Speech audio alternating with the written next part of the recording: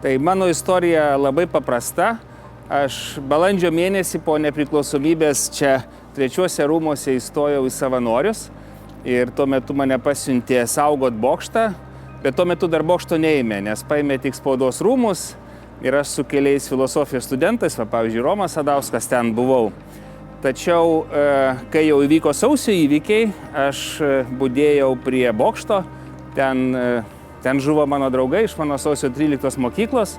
Mes naktį nuėjom tuo keliuku iki Seimo ir čia prabuvau iki 7 ryto ir atsimenu ryte iš to lango kreipėsi į tautą Vytautas Landsbergis ir galima sakyti, tai buvo momentas, kai tapau politiku, nes negalvojau užsiimti politiką.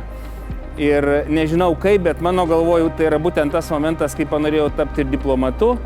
Norėjau Lietuvą integruoti į Europos Sąjungą ir NATO ir ką pavyko padaryti.